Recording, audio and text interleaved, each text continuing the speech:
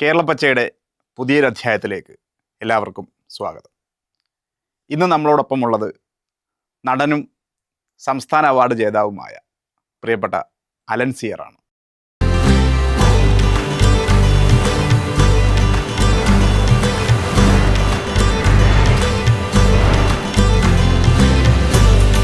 നാടകത്തിൽ നിന്നും സിനിമയിലേക്ക് ആണൊരു വളർച്ച ഉണ്ടായിട്ടുള്ളത്. നാടകത്തിലാവട്ടെ സിനിമയിലാവട്ടെ നടനായിട്ടാണ് ജനങ്ങൾ കൂടുതലും അറിയുന്നത്. അപ്പം തൻ്റെ വഴി ഇതാണ്, ഒരു നടനാവുക എന്നതാണ് തൻ്റെ വഴി എന്ന് തിരിച്ചറിയുന്നതും അതിലേക്കുള്ളൊരു വഴി വെക്കും. അത് ബൈബിളിലൊരു ചൊല്ലുണ്ട്, ഈ ജനിക്കുമ്പോഴേ നിൻ്റെ കൺപീൽ വരെ ഞാൻ നിശ്ചയിക്കപ്പെട്ടിട്ടുണ്ടെന്നോ. ഞാൻ ഒരുപാട് പണി ചെയ്തിട്ടുണ്ട്. ഹോട്ടൽ ബിസിനസ്സിൽ പോയിട്ടുണ്ട്, തുണിക്കച്ചവടം നടത്തിയിട്ടുണ്ട്, സീരിയൽ പ്രൊഡ്യൂസ് ചെയ്യാൻ പോയിട്ടുണ്ട്. ഇതൊക്കെ ലോണൊക്കെ എടുത്തിട്ടാണ്, കടം വാങ്ങിച്ചിട്ടാണ്. ഈ ബിസിനസ്സൊന്നും എനിക്ക് നടക്കില്ല, എനിക്ക് കച്ചവടം അറിയില്ല. പക്ഷേ എനിക്കറിയാവുന്നുള്ള എൻ്റെ പാത എന്ന് പറയുന്നത് എന്നെ നിശ്ചയിക്കപ്പെട്ടു വിട്ട നടൻ എന്ന് പറയുന്ന ആ സ്ഥലത്താണ്. അത് തന്നെ ഞാൻ തുടരുകയാണ്. അതാണ് എൻ്റെ യാത്ര. ഇതിലേക്കുള്ളൊരു തുടക്കം എങ്ങനെയായിരുന്നു? ഇപ്പോൾ ഈ പല ബിസിനസ്സുകൾ നടത്തി അവിടെ രക്ഷയില്ല, അതല്ല വഴിയെന്ന് തിരിച്ചറിയുന്നു, പിന്നെ നടനായാൻ നിശ്ചയിച്ചുറപ്പിക്കുന്ന ഒരു മുഹൂർത്തം പോലെയോ? അല്ല, അത് ഞാൻ വളരെ പേഴ്സണലാണ് ആ സാധനം. ഞാൻ പ്രണയിച്ച എൻ്റെ ഭാര്യ, അവളോട് അന്ന് ഞാൻ പറഞ്ഞത് ഞാൻ മരണം വരെ അഭിനയിക്കും, സിനിമാ നടനായിട്ടൊന്നല്ല ഞാൻ പറഞ്ഞത്. അതുകൊണ്ട് തന്നെ ഞാൻ എൻ്റെ വീട്ടിലൊരു തിയേറ്റർ കെട്ടി. എനിക്ക് സിനിമ തന്ന സൗഭാഗ്യമാണത്. അതിൻ്റെ ഉള്ളിൽ ഞാൻ എൻ്റെ മകനുമായിട്ടും കൂട്ടുകാരായിട്ടും നാടകം ചെയ്യുന്നുണ്ട് ഇപ്പോഴും. അതുകൊണ്ട് തന്നെ എനിക്ക് അഭിനയിക്കാതിരിക്കാൻ പറ്റില്ല. ഞാൻ മരിച്ചാൽ പോലും ഞാൻ അഭിനയിച്ചിട്ട് എന്നെ മരിക്കും. ആ കിടക്കുന്ന ശവപ്പെട്ടിയുടെ അകത്ത് നിന്ന് ഞാൻ അഭിനയിക്കും എന്നെനിക്ക് നല്ല ഉത്തമ ബോധ്യമുള്ളതുകൊണ്ട്, എൻ്റെ ആത്മവിശ്വാസമുള്ളത്. ഇപ്പം പിന്നെ ആദ്യത്തെ ഒരു നാടക പ്രവർത്തനം അല്ലെങ്കിൽ ആദ്യം നാടകത്തിലേക്ക് വന്നതും ആദ്യത്തെ അനുഭവങ്ങളൊന്നും പറയാം. അത് ഒരുപാട് ഇൻ്റർവ്യൂവിൽ ഞാൻ പറഞ്ഞിട്ടുണ്ട്. എൻ്റെ നാട്ടിലൊരു ഗ്രന്ഥശാല ഉണ്ടായിരുന്നു, ജയ്ഹിന്ദ് ഗ്രന്ഥശാല എന്നാണ് അതിൻ്റെ പേര്. ഞങ്ങളൊരു തീരഗ്രാമമാണ്. എല്ലാ സ്ഥലത്തും വിശുദ്ധന്മാരുടെ പേരിലൊക്കെയാണ്, വിശുദ്ധകളുടെ പേരിലാണ് ഇട്ടിരിക്കുന്നത്. പക്ഷേ ഞങ്ങളുടെ നാട്ടിൽ മാത്രമാണ് ജയ്ഹിന്ദ് എന്ന് പേര് വന്നത്. അപ്പോൾ അത് ഞാൻ പിന്നീടാണ് ഞാൻ ആലോചിച്ചത്, എന്തുകൊണ്ടാണ് ആ അപ്പൂപ്പന്മാർ അങ്ങനെ ഒരു ജയ്ഹിന്ദ് ഗ്രന്ഥശാല എന്ന് പേരിട്ടത്.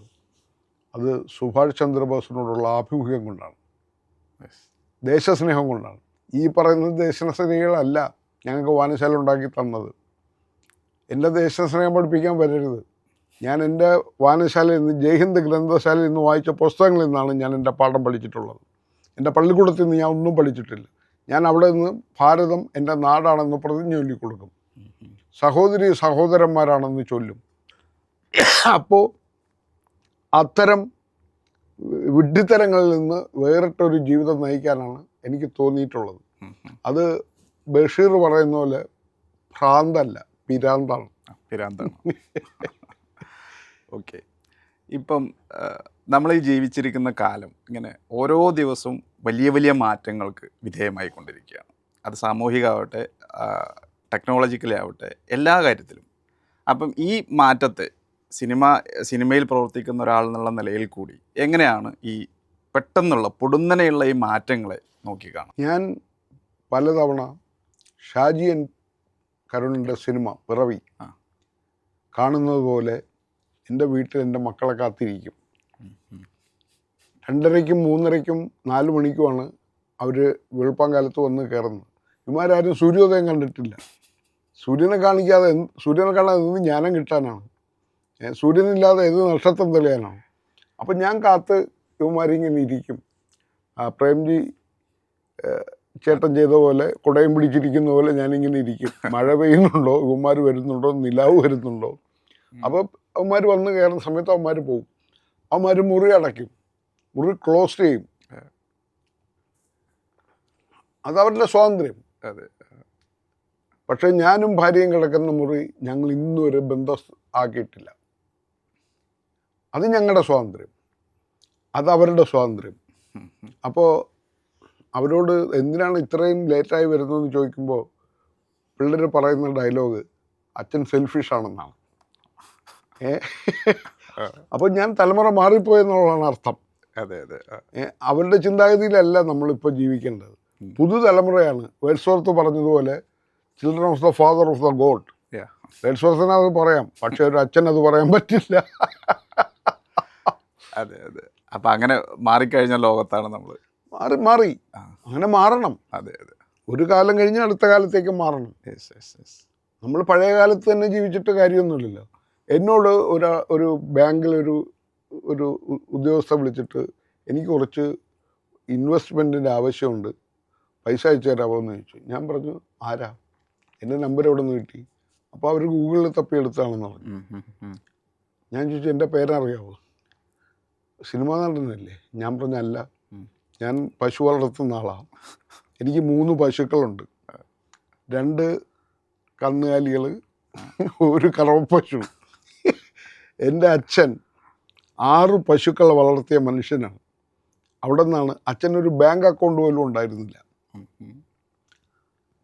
അച്ഛൻ എന്നെ നാടകം കളിക്കുമ്പോൾ എന്നെ ചില സമയങ്ങളിൽ ഈ പരീക്ഷയ്ക്ക് തോറ്റു പോകുമ്പോഴൊക്കെ നല്ല കുട്ടിയായിരുന്നു ഞാൻ. അച്ഛൻ ഈ ഡൈനിങ് ടേബിളിൽ കാലിൽ കെട്ടിയിട്ട് അടിക്കും, ഇനി പുറത്തു പോരുതെന്ന് പറഞ്ഞിട്ട്, പഠിക്കടാന്ന് പറഞ്ഞു. പക്ഷേ കണക്ക് പരീക്ഷയ്ക്കാണ് എനിക്ക് SSLC ഏറ്റവും കൂടുതൽ മാർക്ക് കിട്ടിയത്. പക്ഷെ എൻ്റെ കണക്കൂട്ടെല്ലാം തെറ്റിപ്പോയി. അതാണ് ലൈഫ്. ഇപ്പം കഴിഞ്ഞ കാലങ്ങളിലായിട്ട് കേരളത്തിൻ്റെ ഇൻഫ്രാസ്ട്രക്ചറിൽ പൊതുവായി, അതുപോലെ തന്നെ വിദ്യാഭ്യാസ മേഖലയിൽ, ആരോഗ്യ മേഖലയിലൊക്കെ ഉണ്ടായിട്ടുള്ള മാറ്റം വലിയ മാറ്റമാണ്. ആളുകൾക്ക് അത് അത്രമാത്രം വിസിബിളായിട്ടുള്ളൊരു മാറ്റമാണ്. അപ്പോൾ ഈ കാലഘട്ടത്തിലൂടെ ജീവിച്ചു വന്ന ഒരാളെന്നുള്ള നിലയ്ക്ക് ഇങ്ങനെ അടിസ്ഥാന സൗകര്യങ്ങളിലും വിദ്യാഭ്യാസ രംഗത്തും ആരോഗ്യ രംഗത്തൊക്കെ ഉണ്ടായിട്ടുള്ള ഈ മാറ്റങ്ങളെ എങ്ങനെയാണ് വിലയിരുത്തുന്നത്? ഒന്ന് കാണാൻ പറ കേരളത്തിൽ എന്തൊക്കെയാണ് സംഭവിച്ചുകൊണ്ടിരിക്കുന്നതെന്ന് ഈ പറയുന്ന ഈ നോർത്ത് ഇന്ത്യക്കാരന്മാർ ഒന്ന് കാണണം. ലോകം മുഴുവൻ ആദരിക്കുന്നുണ്ട് കേരളത്തെ. എന്തുകൊണ്ടാണ്? അതിൻ്റെ പ്രൗഢി നിലനിർത്തിയത്, അതിൻ്റെ ഭൂപ്രകൃതി നിലനിർത്തിയത്. ഇവിടെ ഏറ്റവും വലിയ വിപ്ലവം ഉണ്ടാക്കിയ ഭൂപരിഷ്കരണം ഇതൊക്കെ ആരാ കൊണ്ടുവന്ന്? ഇടതുപക്ഷം. അത് മനസ്സിലാക്കാതെ പോകുന്ന വിട്ടുകളുടെ ഇടയിൽ നമുക്ക് എന്തോ പറയാൻ പറ്റും? അവനൊക്കെ ഉണ്ടാക്കുന്ന പുതിയ കേരള സ്റ്റോറി അതാണ് ഉണ്ടാക്കിക്കൊണ്ടിരുന്നോട്ടെ, പക്ഷേ കേരളമായിട്ട് തന്നെ നിലനിൽക്കും, ഒരു സംശയവും വേണ്ട. വിദ്യാഭ്യാസ രംഗത്തൊക്കെയുള്ള മാറ്റം, ഇപ്പോൾ ശിവൻകുട്ടി മിനിസ്റ്റർ ശിവൻകുട്ടി മാമനായിരിക്കുന്നു. അത്രയും അടുത്ത തരത്തിൽ വിദ്യാർത്ഥികളും മന്ത്രിസഭയൊക്കെ വളരെ അടുത്ത് നിൽക്കുന്ന ഒരു സാഹചര്യമൊക്കെ ഉണ്ടായി വന്നിട്ടുണ്ട്. ഇങ്ങനെയൊക്കെ ഉണ്ടായിട്ടുള്ള ഈ മാറ്റങ്ങൾ എങ്ങനെയാണ്? എൻ്റെ ഏറ്റവും അടുത്ത സുഹൃത്താണ് ശിവൻകുട്ടിയാണ്. ഞങ്ങൾ ശിവൻകുട്ടി എന്നാണ്, സഖാവ് ശിവൻകുട്ടി എന്നാണ് ഞാൻ ഫോണിൽ അടിച്ചിട്ടിരിക്കുന്നത്. സഖാവാണ് അദ്ദേഹം. ആരോ ഉണ്ടാക്കിയ കഥയായിരിക്കണം. അച്യുതാനന്ദൻ ഭരിക്കുന്ന സമയത്ത് നിയമസഭയിലിരിക്കുകയാണ് MLA ആയിട്ട്. അപ്പോൾ ഒരുത്തൻ വിളിച്ചു പറയാണ്, ഒരു ചെത്തു തൊഴിലാളി, സഖാവേ, നാരായണൻ സെക്രട്ടറിയുടെ മുമ്പിൽ മരത്തിൽ കയറിയിരിക്കുകയാണ്, തെങ്ങിൽ കയറിയിരിക്കുകയാണ്, ചെത്തു തൊഴിലാളി ക്ഷേമനിധി കൂട്ടണം, അല്ലെങ്കിൽ ആത്മഹത്യ ചെയ്യും. അപ്പോൾ ശിവൻകുട്ടി അണ്ണൻ അവിടെ ഇരിക്കുകയാണ്, ഞാൻ ഇപ്പോൾ വരാടാ എന്ന് പറഞ്ഞിട്ട് ശിവൻകുട്ടി അണ്ണൻ ഇറങ്ങിപ്പോയി. കഥയായിരിക്കാം ഇത്, ഞാൻ കേട്ടിട്ടുള്ളതാണ്. അവിടെ ചെന്നപ്പോൾ ഇറങ്ങി വാളെ പരിഹാരം ഉണ്ടാക്കാമെന്ന് ശിവൻകുട്ടി അണ്ണൻ. അതാണ് മനുഷ്യസ്നേഹം. അത് കഴിഞ്ഞപ്പോൾ അടുത്ത വിളി വരികയാണ്, കേശവദാസത്തിന് ഒരുത്തം കയറിയിരിക്കുകയാണ്. അപ്പോൾ ശിവൻകുട്ടി അണ്ണൻ പറഞ്ഞു പോലും, എടാ അവനെ തള്ളിയിടരുത്, ഞാൻ ഇപ്പോൾ ഇവനെ ഇറങ്ങിയിട്ട് അങ്ങോട്ട് വന്നു. ആ സ്നേഹവും മനുഷ്യപ്പറ്റുമാണ് ഓരോ സഖാക്കൾക്കും വേണ്ടത്. ആ തിരിച്ചറിവ്, കൂടെ നിൽക്കുന്നവനെ തിരിച്ചറിയാനുള്ള കഴിവ് വേണം. ആ സ്നേഹം അതിപ്പോൾ കുട്ടികളോടും, അതെ, കേരളത്തിലെ മുഴുവൻ കുട്ടികളോടുണ്ട്. പറഞ്ഞതിൽ എന്താ തെറ്റ്? കുട്ടികൾക്ക് വേണ്ടിയല്ലേ അയാൾ വാദിച്ചത്. പിന്നെ കുട്ടികളുടെ കൊടുക്കേണ്ട നമുക്ക് അവകാശപ്പെട്ട സാധനത്തിന് വേണ്ടി വാദിച്ചു. അത് ചിലർക്ക് ഇഷ്ടപ്പെട്ടില്ല, അഭിപ്രായ വ്യത്യാസങ്ങളുണ്ടാവാം. അതിലെന്താ തെറ്റ്? നമുക്ക് കിട്ടേണ്ടത് നമുക്ക് തരണ്ടേ? തീർച്ചയായിട്ടും. നമ്മളെന്താ പിന്നെ വേറൊരു രാജ്യത്താണോ?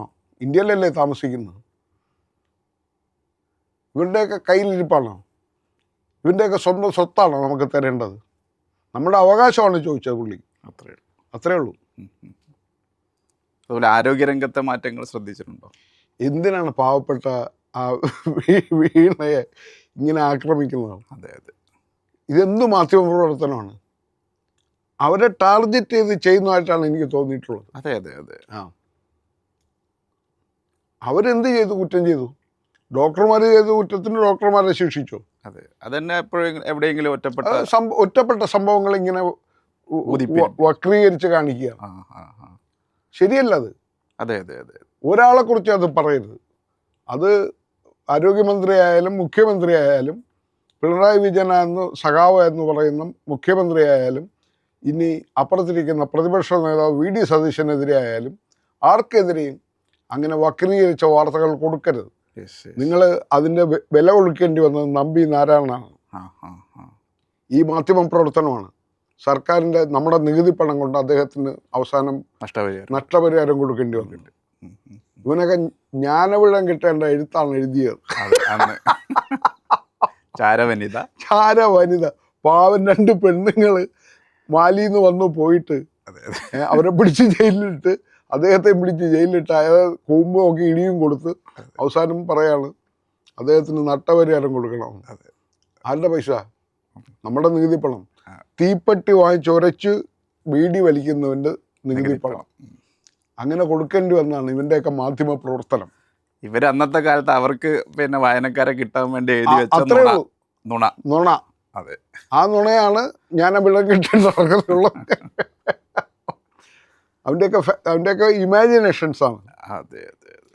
അത് തന്നെ ഇപ്പോഴും സംഭവിച്ചുകൊണ്ടിരിക്കുന്നു. അതിൻ്റെ ഇടയിൽ ഇപ്പം ഈ ഇങ്ങനെ പ്രശ്നങ്ങൾ ഉണ്ടാക്കിയെടുക്കുന്നത് ബോധപൂർവമാണെന്നും അത് കോർപ്പറേറ്റുകൾക്ക് വേണ്ടിയിട്ടാണെന്നുള്ള ചില വാദങ്ങൾ വരുന്നുണ്ട്. കാരണം നമ്മുടെ പ്രധാനപ്പെട്ട സ്വകാര്യ ആശുപത്രികളൊക്കെ വൻകിട കോർപ്പറേറ്റുകൾ ഓൾറെഡി വാങ്ങിച്ചു കഴിഞ്ഞിട്ടുണ്ട്. അപ്പം അവർക്ക് വേണ്ടി നമ്മുടെ പൊതുമേഖല മോശമാണെന്ന് വരുത്തി തീർക്കാനുള്ള ഒരു അജണ്ട കൂടി ഇതിൻ്റെ പുറകിൽ നടക്കുന്നു എന്നല്ല. ഞാൻ ജനിച്ചത് തൈക്കാട് ഹോസ്പിറ്റലിലാണ്. അമ്മയും കുഞ്ഞും ഹോസ്പിറ്റൽ, ഇപ്പോഴത്തെ അമ്മയും കുഞ്ഞും. എൻ്റെ നാട്ടിൽ അന്നും ഒരു ആശുപത്രി ഉണ്ടായിരുന്നു.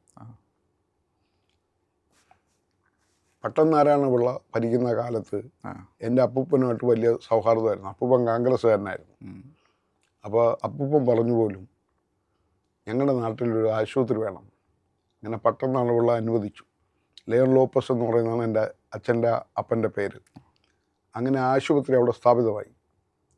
അപ്പോൾ എന്നെ അവിടെ കൊണ്ടുപോകുമ്പോൾ ഡോക്ടർ അമ്മയോട് പറഞ്ഞു, അമ്മൂമ്മയോടും പറഞ്ഞു, ഒന്നുകിൽ തള്ള അല്ലെങ്കിൽ പിള്ള. ആരോഗ്യസ്ഥിതി മോശമാണ്. അപ്പോൾ അച്ഛൻ നേരെ തൈക്കാട് ഹോസ്പിറ്റലിലേക്ക് കൊണ്ടുവന്നു. അവിടെ നിന്ന് ഒരു പ്രൈവറ്റ് ബസ് കയറി KMKS എന്ന് പറയുന്ന ഒരു ബസ്സിൽ കയറ്റി അമ്മയെ കൊണ്ടുവന്ന് തൈക്കാട് ഹോസ്പിറ്റലിൽ കൊണ്ടുവന്നപ്പോൾ അവിടുത്തെ ഡോക്ടറും പറഞ്ഞു ഒന്നുകിൽ തള്ള അല്ലെങ്കിൽ പിള്ള. അപ്പോൾ നാട്ടിലെല്ലാവർക്കും അറിയാം, പരസ്പര ബന്ധമുണ്ട്, അയൽവക്കം മുഴുവൻ അറിയാം.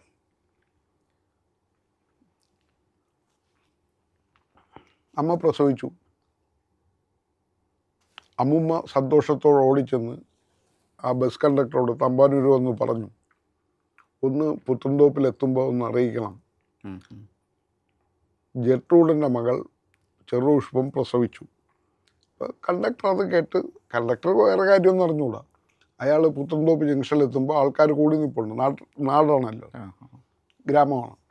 അപ്പോൾ അവിടെ ചെന്നിട്ട് പറഞ്ഞു, ചെറുപുഷ്പത്തിൻ്റെ മകൾ ജെട്രൂഡിൻ്റെ മകൾ ചെറുപുഷ്പം പ്രസവിച്ചു.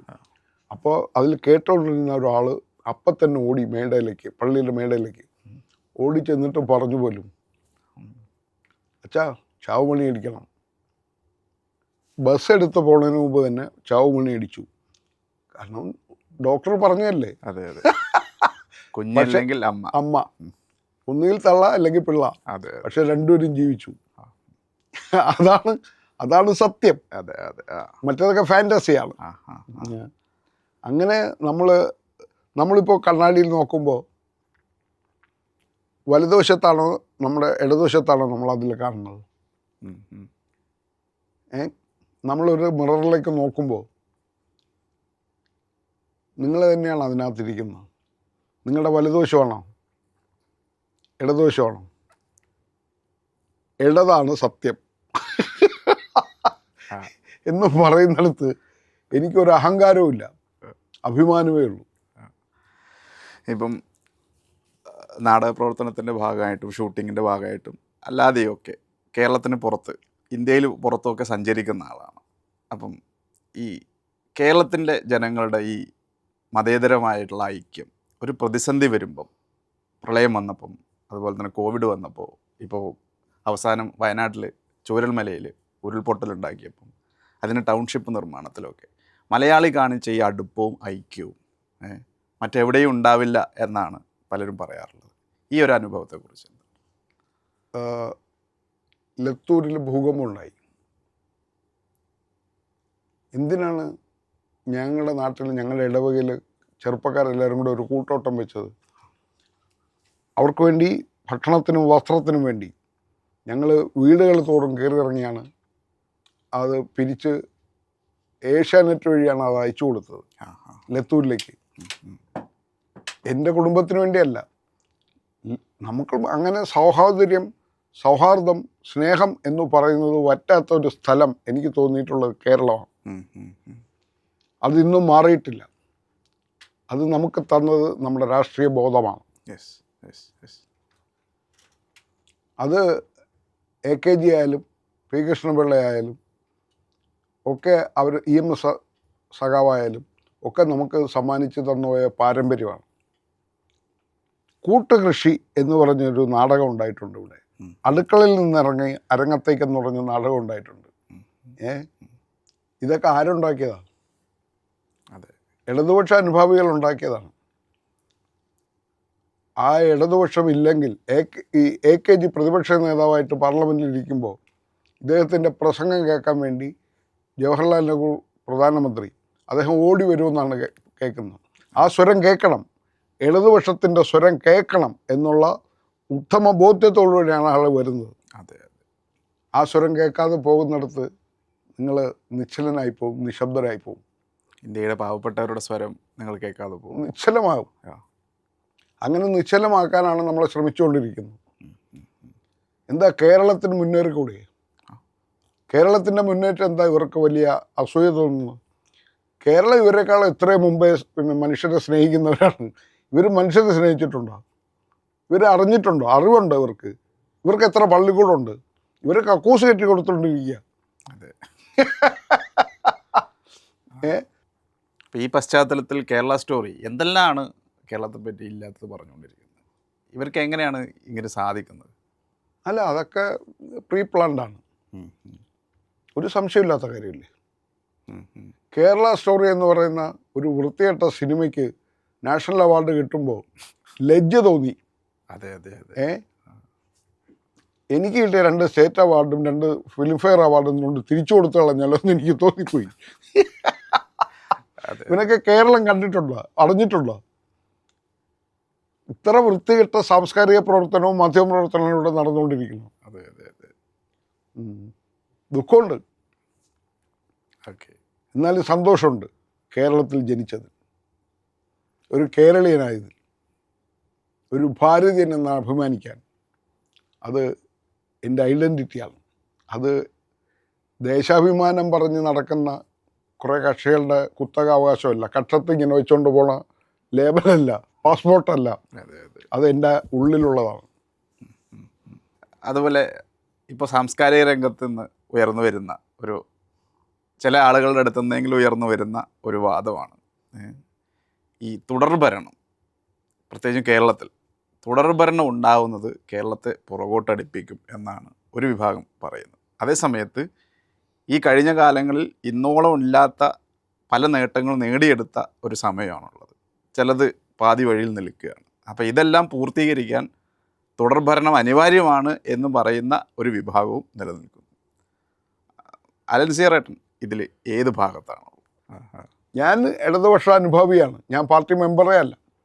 പക്ഷേ എനിക്ക് ഈ പറയുന്ന സാംസ്കാരിക നാമന്മാരോടൊക്കെ വിയോജിപ്പ് രേഖപ്പെടുത്തിക്കൊണ്ട് ഞാൻ പറയാണ്, ഞങ്ങൾ തോക്കാൻ റെഡിയാണ്, പക്ഷേ ഞങ്ങൾ ജയിച്ചിരിക്കും.